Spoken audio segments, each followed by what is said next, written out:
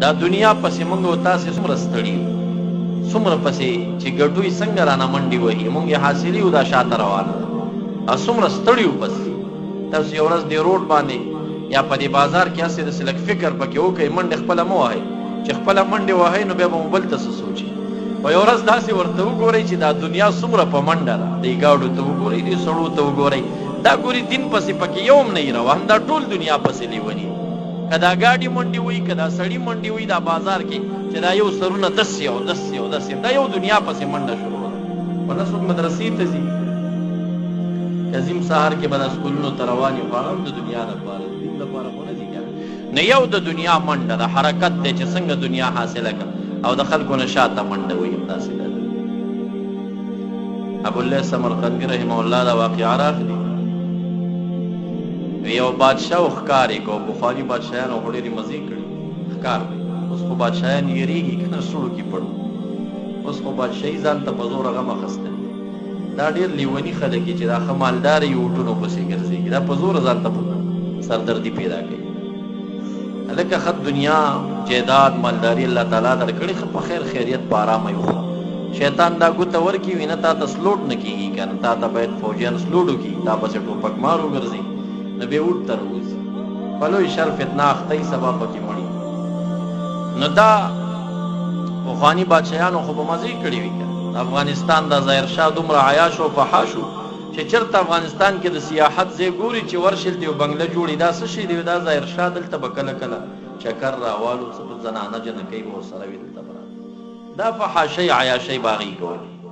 نو دا بادشاه اوس ښکار پسې وتې ځنګل ته، د ښکار هم یو شوق وي.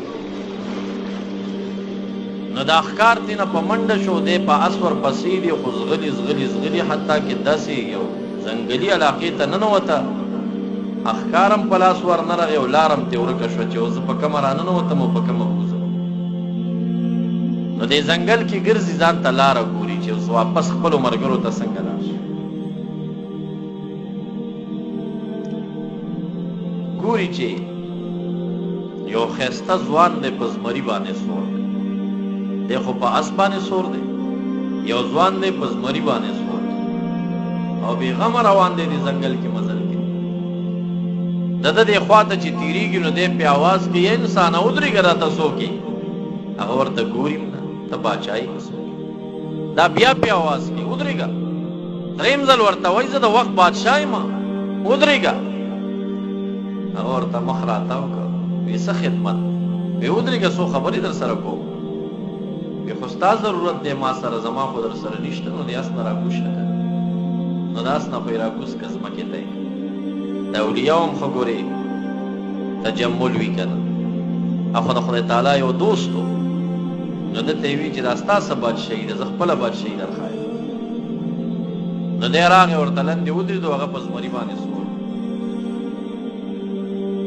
وي دا څه شی زه ګورم، دا څه زمري دي تابع دي، دا سره کم کار دی؟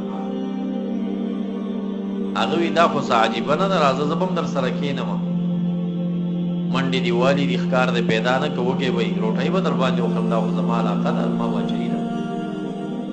چې کېناسته نو داسې یو ډېره ښایسته زنانه راغله، ډېره ښایسته وه چې بادشاه دومره ښایسته ښځه نه ولیده. یو خوانچی په لاسونو کې ده او د هغې کې هر قسم نعمتونه دي، مایان پکې روت شوي دي، چرګان دي پکې، بدبویه څیز نشته دی، ګندنه موړې او پیاز نور هر څه پکې دی. راوړه دواړو ته یې کېښوده، دواړو روټۍ خوري. اوس بادشاه ډېر حیران شو چې دې ځنګل کې زنانه ته وګوره، دومره ګرم خوراک، د هوټل پکې چا لګولی، روټۍ یې وخوړه. آخر ورته وایي ما پوهې که دا څه کیسه ده؟ وی بادشاه دا زنانه دې وپېژنده چې دا څوک؟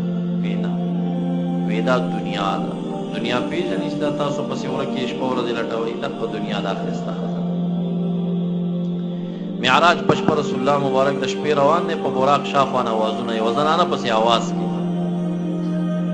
جبريل علیه السلام ته یې ودرېږه، چې ودرېده وی شاته څوک اوازونه راپسې کوي؟ وی مخ خو به دې نه ورته وکړی؟ وی نه، وی ښه دې کړي.